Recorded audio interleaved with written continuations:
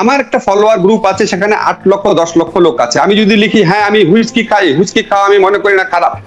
লেগেছে যেতে চাই প্রফেসর আসিফ নজরুল, জনগণ যে এরকম হিংস্র বা নৃশংস হয়ে উঠছে, তার জন্য কি আপনার মনে হয় যে এই হিংস্রতা বা নৃশংসতাটা অনেকটা মত মোরলরা সৃষ্টি করছেন? কিন্তু আমরা কি কথা বলার সময় সবসময়ই খালি মনে রাখবো যে আমাকে পপুলিস্ট হতে হবে? কথা বলার সময় কি আমার সবসময় দেখতে হবে যে কোন জায়গাটা, কোন কথাটা মানুষ বেশি খাবে? আপনি আরেকটা কথা বলেছেন, আমাদের এখানে যারা মত প্রকাশের স্বাধীনতার কথা বলে, আচ্ছা প্রফেট সম্পর্কে এটা বলেছে তো অসুবিধা কি, মত প্রকাশের স্বাধীনতা? আরে বাবা, যখন প্রধানমন্ত্রী সম্পর্কে একটা কিছু বললে লোকজন জেলে যাচ্ছে, একটার পর একটা মামলা খাচ্ছে, তখন কেন বলেন না যে অন্যায়ের বিচার আদালতে না, আদালত বহির্ভূত ভাবে অন্যায়ের বিচার করা যায় বা করা সম্ভব? এটা ধর্ম সংক্রান্ত ব্যাপারে দুই ধরনের মৌলবাদ আমরা দেখি বা উগ্রবাদ আমরা দেখি। একটা হচ্ছে ধর্মের পক্ষে উগ্রবাদ, হচ্ছে ধর্মের বিপক্ষে উগ্রবাদ। দেখেন, এটা খুব কমপ্লেক্স একটা সিচুয়েশন। হ্যাঁ, খুব কমপ্লেক্স একটা সিচুয়েশন। ওখানে এক্স্যাক্টলি কি ঘটেছে আমি কিন্তু অনেকগুলো পত্রিকা পরে বুঝতে পারি নাই। যতটুকু বুঝতে পেরেছি, আমার ভুল হলে আমি সরি। আমার নিজের কাছে মনে হয়েছে কি, প্রথম হচ্ছে বিচার বহির্ভূত হত্যাকাণ্ড যেটা, সেটা সরকার কাহিনী করুক আর জনগণই করুক, বিচার বহির্ভূত হত্যাকাণ্ডর বান্ধব এবং সহনীয় একটা পরিস্থিতি কিন্তু বাংলাদেশে ধীরে ধীরে সৃষ্টি হয়েছে। আপনি দেখেন, স্যার কারেক্টলি বলেছে, এর আগে ছেলে ধরার সন্দেহে কিন্তু পিটিয়ে মারা হয়েছে, একাধিক ঘটনা ঘটেছে। এবং এর আগে আমার ঠিক মনে আসছে না, গত 2-3 বছর একবার আপনার এরকম গণপিটুনি ঘটনা ঘটেছে। আমি নিজে আপনার হাতিরপুলের দিকে ছিনতাইকারী সন্দেহে গণপিটুনিতে হত্যার ঘটনা দেখেছি 5-6 বছর আগে, যা বাংলাদেশে হয়। এবং আমাদের এখানে অত্যন্ত যারা দায়িত্বপূর্ণ পদে আছেন, অত্যন্ত দায়িত্বপূর্ণ পদে আছেন, তারা অনেক সময় আপনার ক্রস ফায়ারে কিলিং এর কথা বলে। ক্রস ফায়ারে কিলিং বা একটাকে গুলি করে, ধর্ষণকারীকে মেরে ফেলা হোক গুলি করে, একে মেরে ফেলা হোক গুলি করে, এই ধরনের কথা কিন্তু বলা হয়। আমাদের অত্যন্ত দায়িত্বশীল একজন মানুষ, আপনি দেখবেন আজকে নিউজে আছে যে খাদ্যে ভেজালকারী থেকে গণপিটুনি দিতে বলেছেন। আশ্চর্য হয়ে গেছে আমি দেখে। মোটামুটি এই ধরনের একটা সামাজিক সহনশীল পরিবেশ দেশে তৈরি হয়েছে যে অন্যায়ের বিচার আদালতে না, আদালত বহির্ভূত ভাবে অন্যায়ের বিচার করা যায় বা করা সম্ভব। এটা হচ্ছে কমন ব্যাকগ্রাউন্ডটা। এখানে যে জিনিসটা হয়েছে, মিজান স্যার কারেক্টলি একটা কথা বলেছে, দেখেন মানুষের মনে প্রচন্ড ক্ষোভ বিরাজ করছে। খুব ভালো করে লক্ষ্য করে দেখবেন বাংলাদেশে কি পরিমাণ এই সময় কত বড় একটা মিছিল হয়েছে, কিভাবে মানুষ রিয়াকশন দাঁড়াচ্ছে। তার সাথে সাথে থার্ড যে জিনিসটা, এটা খুবই ক্রিটিক্যাল, যেটা আপনি বলছেন মত মরল, আমি এখানে সাথে আংশিক একমত যে বাংলাদেশে আপনি ফেসবুক এবং সামাজিক বিভিন্ন যোগাযোগ মাধ্যমে এক ধরনের প্রচারণা দেখবেন। এই ধরনের প্রচারণার পাশাপাশি আমাদের এখানে ধর্মীয় উন্মাদনা উস্কে দেওয়ার মতো দুইটা মহল আছে। একটা মহলের কথা আপনারা সবাই বলেন, সেটা হচ্ছে যারা অল্প শিক্ষিত বা ধর্মীয় রাজনীতি করে, গ্রামের অল্প শিক্ষিত মোড়ল বা ধর্মীয় উন্মাদনা সৃষ্টি করে সংখ্যালঘুদের সম্পত্তি দখল করতে চায়, এটা সবাই বলেন, এটা কারেক্ট। আরেকটা কথা অনেকে বলে না, সেটা হচ্ছে ধর্মবিরোধী যে ফান্ডামেন্টালিস্টরা আছে, তারাও আবার উস্কে দেয়, এত বাজে কথা বলে। এই ধরেন ফ্রান্সের ঘটনার পরে আমার ফেসবুক ফ্রেন্ডের মধ্যে কারো কারো ফেসবুক পোস্ট দেখে আমার মনে হয়েছে যে একটা দেশে এত মানুষের মনে যে ধর্মীয় সহনশীলতা রয়েছে বা ধর্মীয় ফিলিংসটা রয়েছে, সেটার প্রতি কোনো রেসপেক্ট নাই। তারা বিদেশে থেকে কমেন্ট করছে, বাট এমন কমেন্ট বাংলাদেশেও করা হয়। তো ধর্ম সংক্রান্ত ব্যাপারে দুই ধরনের মৌলবাদ আমরা দেখি বা উগ্রবাদ আমরা দেখি। একটা হচ্ছে ধর্মের পক্ষে উগ্রবাদ, হচ্ছে ধর্মের বিপক্ষে উগ্রবাদ। সবকিছু মিলিয়ে প্রফেসর আসিফ নজরুল, আপনার কাছে মনে হয় না কি যে এই বিষয়টাকে আমরা ধর্মের পক্ষে উগ্রবাদ এবং ধর্মের বিপক্ষে উগ্রবাদ বলে একটু সরলীকরণ করছি? কারণ আপনি যে ফেসবুকের কথা বলছিলেন, সে ফেসবুকের মন্তব্যগুলির ক্ষেত্রে তো আমরা আসলে যে মন্তব্যগুলি পাই, সেখানে কিন্তু আমরা দেখি যে গালাগালি বা বকাবকি আসলে একটা নির্দিষ্ট মহল থেকেই বেশি আসে। জি জি, এটা আমি তো 3টা কারণ বলেছি, যে একটা হচ্ছে আমাদের সাধারণভাবে একটা পরিবেশে আছে এরকম 3টা এলিমেন্ট এখানে উপস্থিত থাকতে পারে। এবং এই ঘটনার ক্ষেত্রে অবশ্যই আমি আপনার সাথে একমত। এখানে ধর্মীয় উন্মাদনা পক্ষ, ধর্মের পক্ষের উন্মাদনা, যে ধর্মীয় উন্মাদনা পক্ষের যে মৌলবাদ বা এক্সট্রিমিস্ট গ্রুপ আছে, তাদের প্রচারণা অনেক বেশি এই পার্টিকুলার ইনসিডেন্টে। অবশ্যই তাদের প্রচারণা, কারণ আমরা যখন শুনলাম যে নিউজে শুনতেছি মাইকে ঘোষণা করা হচ্ছে, অবশ্যই ওখানে ধর্মবিরোধী যারা মৌলবাদ দিয়েছে তাদের কোনো রোল ছিল না এই ঘটনাটাতে। কিন্তু আমি বলছি সার্বিকভাবে এটা ঘটে মাঝে মাঝে। বাংলাদেশে মানুষের মনে কিছু মানুষের মনে প্রচন্ড কষ্ট আছে যে যারা আপনার ধর্মীয় উন্মাদনা করে বিভিন্ন নিষ্ঠুরতা করে, সংখ্যালঘুদের প্রতি অত্যাচার করে, নিজে ধর্মের লোকের প্রতি অত্যাচার করে, মানুষকে আপনার দোষারোপ করে, মানুষকে ভিক্টিমাইজ করে, মানুষকে বিপদে ফেলে, আবার একই সাথে সাথে ধর্মের বিপক্ষে কথা বলে অত্যন্ত আপত্তিকর কথাবার্তা বলা, এই ধরনের লোকও আছে। দুইটা এলিমেন্টই উপস্থিত। আমি এই পার্টিকুলার ঘটনার ক্ষেত্রে দুইটা এলিমেন্ট নাই, পার্টিকুলার ঘটনার ক্ষেত্রে ধর্মের পক্ষের উন্মাদনাদের ইয়েটা ছিল, অ্যাক্টিভিটিসটা ছিল, এবং এটা অত্যন্ত নিন্দনীয়।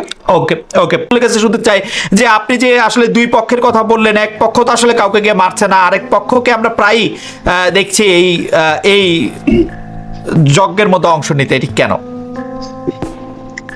খালেদ, আমি প্রথমে একটু ক্লিয়ার করি, আমি কিন্তু নাস্তিকদের নিয়ে বলি নাই। এমনকি ইসলাম ধর্ম সম্পর্কে বাজে কথা অনেক মুসলমানরাও বলে, হিন্দু ধর্ম সম্পর্কে বাজে কথা অনেক হিন্দুরাও বলে, আমি কোনো পার্টিকুলার ক্লাসকে বলি নাই। আপনি একটা খুব ইম্পর্টেন্ট কথা বলেছেন খালেদ, এটা খুবই ইম্পর্টেন্ট কথা, আমি এটা নিয়ে একটু আলোচনা করতে চাই। আপনি বলেছেন যে সাধারণ মানুষের মনে অকারণে কষ্ট দেওয়ার মতো কথা আমি কেন বলবো। খালেদ, আমি একটা এক্সাম্পল দেখায় বলি আপনাকে। ধরেন আমার পার্টিকুলার লাইফে আমি হয়তো হুইস্কি খেতে পারি, হয়তো। এখন আমি এটা ফেসবুকে লিখবো কেন? দরকারটা কি আমার লেখা? আমার একটা ফলোয়ার গ্রুপ আছে, সেখানে 8 লক্ষ 10 লক্ষ লোক আছে। আমি যদি লিখি হ্যাঁ আমি হুইস্কি খাই, হুইস্কি খাওয়া আমি মনে করি না খারাপ, ওয়াই, কেন, পারপাসটা কি? তারপর হচ্ছে হ্যাঁ হুইস্কি খাওয়ার কারণে কাউকে যদি মেরে ফেলে, তখন আমি বলবো না এটা তুমি করতে পারো না, তুমি দরকার হলে আইন ভঙ্গ করলে বিচার চাও। আবার ধরেন আমি মনে করি যে আমি এলজিবিটিদের সাপোর্ট করি না, ঠিক আছে, হোমোসেক্সুয়ালদের সাপোর্ট করি না বা লেসবিয়ানদের সাপোর্ট করি না, ধরেন। এখন আমি এটা লিখে দিলাম যে হোমোসেক্সুয়ালরা খুবই খারাপ, লিখে দিলাম, ধরেন। আমি কেন তাদের মনে কষ্ট দিব? তাদের মনে আমার কষ্ট দেওয়া উচিত না। এই যে আপনি কথাটা বললেন যে আমরা যারা মত মোরল আছি, এখানে অনেকে এই জিনিসটা খেয়াল করে না। আপনি মত মোরলের ভূমিকা আছেন, আপনি টেলিভিশনে যাচ্ছেন, পত্রিকায় লিখছেন, আপনি নিজেকে একটা খুব বড় পজিশনে দেখতে চাচ্ছেন, আপনি সাধারণ মানুষকে অকারণে কেন কষ্ট দিবেন? এটার থেকে আমাদের দূরে চলে আসতে হবে। কেন আমাকে বলতে হবে একটা, এটা কি প্রয়োজন আছে যে সালামটা শুদ্ধভাবে কিভাবে হবে, এবং এটা বলতে গিয়ে ভুল করার কি প্রয়োজন আছে? আরেকটা কথা আছে, আমি একটু বলি। স্যার আপনি একটু অনুমতি দিলে আমি একটু ছোট করে একটু বলতে চাই। কিন্তু আমরা কি কথা বলার সময় সব সময়ই খালি মনে রাখবো যে আমাকে পপুলিস্ট হতে হবে? কথা বলার সময় কি আমার সব সময় দেখতে হবে যে কোন জায়গাটা, কোন কথাটা মানুষ বেশি খাবে? কথা বলার সময় কি আমি আরেকজন মানুষ কি কি কথায় ভুল করেছে সেটি দেখিয়ে দিয়ে আরেক পক্ষকে খুব খুব কারণ প্রফেসর জিয়া কি বলেছেন তার স্পিরিটে সেটি কিন্তু আমরা অনেকেই বুঝেছি, কিন্তু যারাও বুঝেছি তারাও কিন্তু আসলে প্রফেসর জিয়ার এগেইনস্টে আমরা দাঁড়িয়েছি। প্রফেসর জিয়াকে আপনি চিনেন, আমি চিনেন, তিনি কিন্তু আসলে সালামের বিরুদ্ধে দাঁড়িয়েছেন, এটি আমার কখনো মনে হয় নাই। জি জি, না আমি প্রফেসর জিয়ার এক্সাম্পল এখানে টানছি না। জি খালেদ, আমি একটু ক্লিয়ার করি। আপনি যেহেতু আমার তো চট করে অনেক এক্সাম্পল মনে পড়বে না, আপনি ওই ঘটনাটা তুলেছেন দেখে আমি সালামের প্রসঙ্গ তুলেছি। আমি আমার কোনো ব্যাপারে কোনো কথা বলতে চাই না, আমি ওভারঅল একটা কথা বলি। আপনি বলেছেন আমি পপুলিস্ট হব কি না। আমি পপুলিস্ট কেন হবো? আমি তো ওই শব্দটা ইউজ করলাম যে অকারণে আমি আঘাত দিব না। যদি কারণ থাকে, একটা লোক হুইস্কি খাওয়ার অপরাধে আপনি যদি তাকে পিটান, তখন এটা প্রতিবাদ করার কারণ আছে যে হুইস্কি খাওয়ার অপরাধে আপনি তাকে পিটাইলেন কেন? সে যদি অন্যায় করে থাকে আপনি তার বিরুদ্ধে মামলা করেন, এটা তো আমি অবশ্যই প্রতিবাদ করবো, মানুষ যা কিছু ভাবুক না কেন। আপনি দেখেন আমার ফেসবুক পোস্টে আমি লিখেছি ফ্রান্সে যে কল্লা কেটে ফেলেছে, এটা কোনোভাবেই সমর্থনীয় না, কোনোভাবেই এটা একসেপ্টেবল না। তো তখন আমি চিন্তা করবো পপুলিস্টের কথা? নো, আমার কথা হচ্ছে আমি অকারণে আঘাত দিব না, যেটা দরকার না এটা করবো না। আপনার মনে আছে বাংলাদেশে একজন মুক্ত মনের সাংবাদিক বলে পরিচিত, উনি একজন হিন্দু ধর্মের দেবীকে নিয়ে একটা ফেসবুক স্ট্যাটাস দিয়েছিলেন, আপনার মনে আছে খালেদ? এটা নিয়ে অনেকে হিন্দু ধর্মে যারা আছেন প্রগতিশীল বলে পরিচিত, তারা অত্যন্ত রুষ্ট হয়েছিলেন। তা আমার কাছে মনে হচ্ছে এটা দেওয়ার দরকার ছিল না। আননেসেসারি মানুষকে মনে কেন কষ্ট দিবেন? কিছু কিছু জায়গায় মানুষ খুব সফট থাকে, যদি প্রয়োজন পড়ে দিবেন। কেউ যদি বলে যে সাইদি হুজুরকে চাঁদে দেখা গেছে, অবশ্যই আপনি প্রতিবাদ করবেন, ফালতু কথা প্রতিবাদ করবেন, অকারণে কষ্ট দিবেন না, এটা বলছি। সেকেন্ড কথা খালেদ, আপনি আরেকটা কথা বলেছেন, আমাদের এখানে যারা মত প্রকাশের স্বাধীনতার কথা বলে, আচ্ছা প্রফেট সম্পর্কে এটা বলেছে তো অসুবিধা কি, মত প্রকাশের স্বাধীনতা।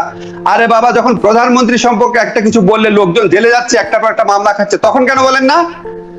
যখন মন্ত্রীদের সম্পর্কে কথা বলে একজন ফিজিক্যালি যে ক্রিপল সাংবাদিককে যখন জেলে নেওয়া হয়েছে, তখন কেন বলেন না মত প্রকাশের স্বাধীনতা?